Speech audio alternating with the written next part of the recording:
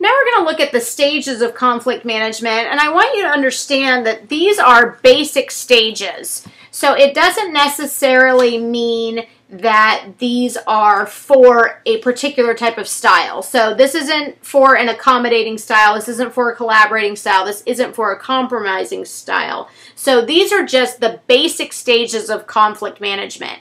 In your final paper, you're actually going to look at the steps of win-win when you're trying to collaborate that. And so the stages are a little bit different. So I don't want you to get confused, but we do want to look at what are the general stages that we go through or should go through when conflict arises, no matter if we're compromising or collaborating or accommodating.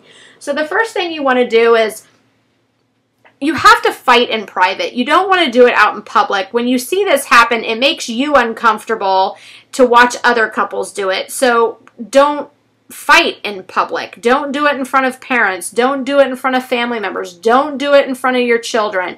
It's important that you reduce the outside external influences on your conflict style, because we're probably not going to be as honest publicly as we will be behind closed doors about what's really bothering us. So make sure that you fight in private. I will say that it's not a bad thing to fight in front of your kids. It depends on your style of fighting.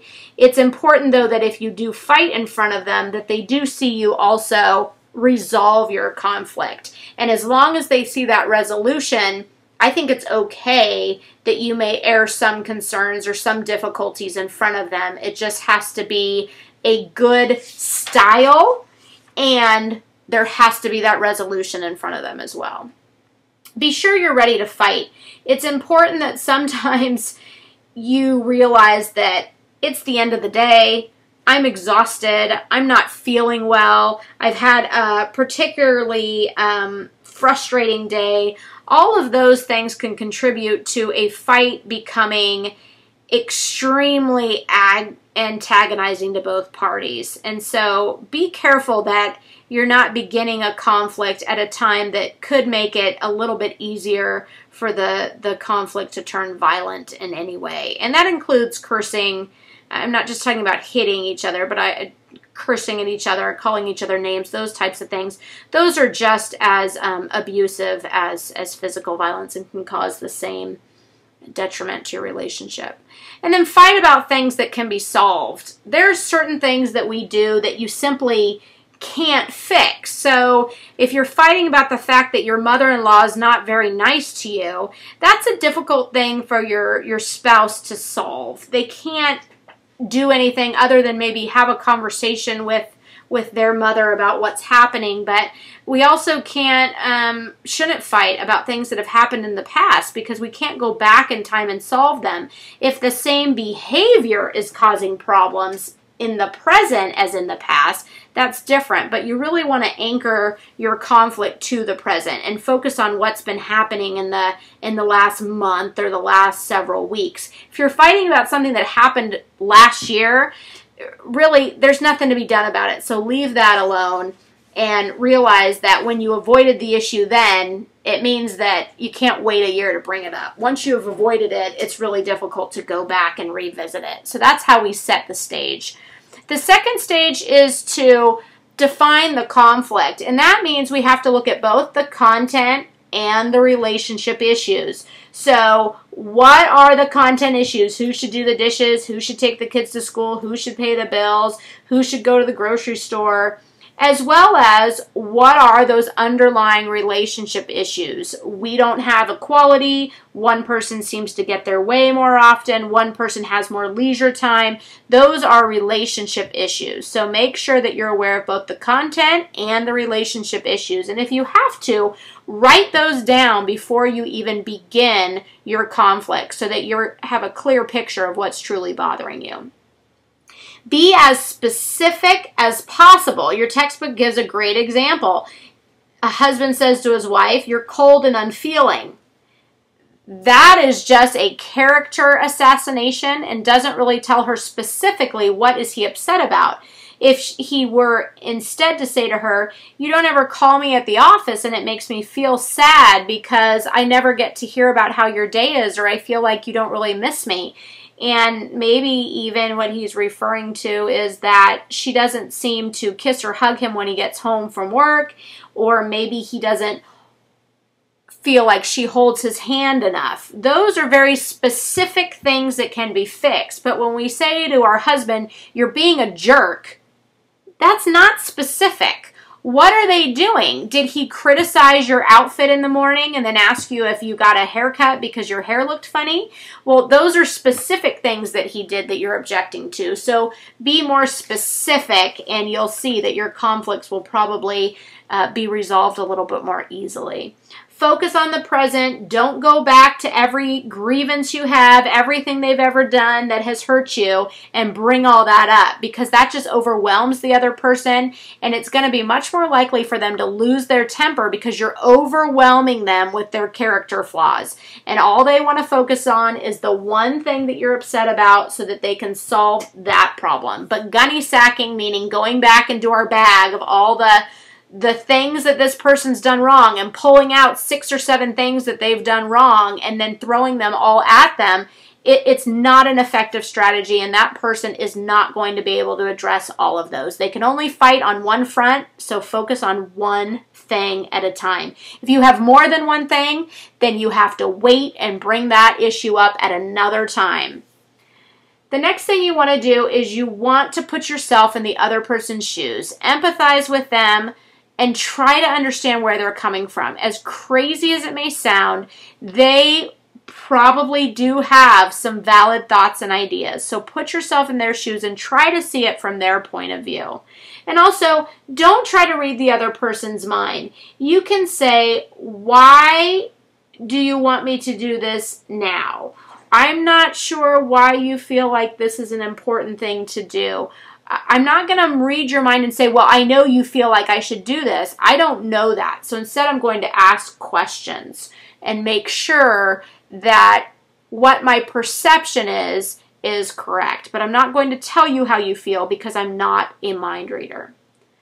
The third step is to examine possible solutions. And I can tell you that this is where most couples fall short, is they come up with 1 or 2 solutions. And when you only have 1 or 2 solutions, my guess is you are not collaborating, you are compromising. Because one person came up with one solution and the other person came up with the other solution, and that's it. You should have at least 5 to 6 solutions to any given problem. 2 solutions is not enough. I don't even think 3 solutions are enough. Your textbook on the middle of page 301 shows that solutions 1 or 2 are win-lose solutions. So they're not ideal. They're not ideal. 3 is more of a compromising situation. And so again, if we generate some more solutions, we will probably come up with win-win solutions, which none of those, 1, 2, or 3, are not win-win solutions. So you need to generate as many solutions as you can possibly come up with, even if you think they're totally off the wall. The more solutions you have to choose from, the better opportunity you will have to collaborate and have both people come out winners. The 4th stage is to test the solution, and this means that mentally I'm going to walk through this solution. I'm going to ask myself, well, how does this solution seem to work? Well, let me think. Okay, well, I have to be at work at 8 o'clock on Monday, and if he drops off the kids at 7:30, comes back with the car, then I can take that car to work, and then I can get back at this time, and then he can take the car to pick up the kids while I get more work done at the house. Those are all just mental evaluations of the solution.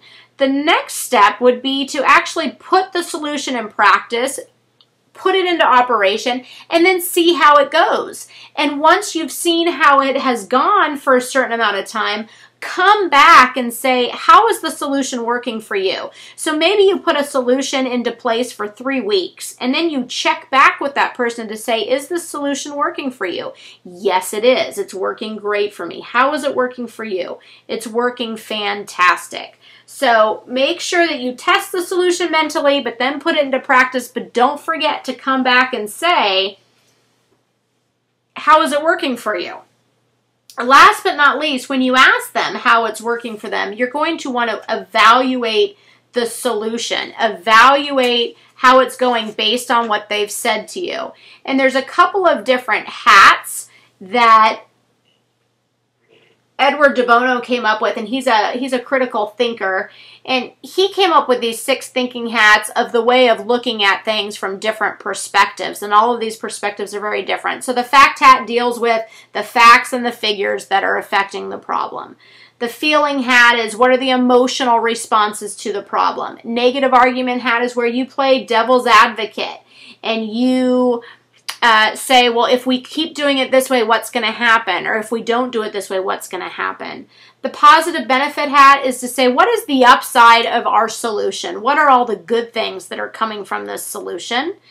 And then the creative new idea hat means new ways of looking at the problem, new solutions that could possibly be generated, even though it seems like we have a good number of solutions. Maybe just with a little bit more creativity, you could come up with even more. And last but not least is the control of thinking hat, which means you analyze what you're doing. What is your own thinking? How is your own thinking affecting this conflict resolution, and more specifically, this solution? After you've done those 2 things, meaning test the solution and evaluate the solution, you're going to want to either accept it or reject it. And if you reject it, that means you go back to the drawing board and you return to step 3, where you examine the possible solutions and you come up with more. It doesn't mean you have to go all the way back to step 1 where you define the conflict and you've set the stage. You've already done those things. So you're going to go back to stage 3 and come up with new solutions. Last but not least, you're going to wrap it up. This is the last step, and it's a step that a lot of couples miss. And it's important to do when resolving a conflict. First of all, learn from the process. What did you do that worked? What did you do that was new and needs a little bit more fine-tuning? Or what did you do that you haven't done in the past and it was really enlightening to see that you could change your conflict resolution skills? Don't let the conflict overtake your relationship. What that means is don't blow it out of proportion. Don't say, we just can't do this. It's just our whole relationship's falling apart. You don't need to be overly dramatic, okay? Don't let it deteriorate your self-esteem. Try to think about it as this was one conflict. It didn't go great, but we're going to learn from it and we're going to do better next time. And then also, you want to make up. And when we make up, what do we talk about? We talk about cherishing behaviors. And so that's important to do that. Make sure that you're making up, you're kissing, you're hugging, you're apologizing for things you've done wrong, you're giving your partner positive feedback on what they did that was helpful, minimizing the things that maybe they didn't do that were detrimental to it, and that's really a nice way to end it. So the makeup process after a fight is actually important, and in terms of communication theory, it's a step that should be engaged in, and it's very, very important, especially in front of your kids. Make sure that they see those cherishing behaviors after you've had a disagreement. No matter how well it went or how poorly it went, make sure that you show them that those cherishing behaviors are still there and that you still value one another. And they're going to see that by how you interact non-verbally more than anything else.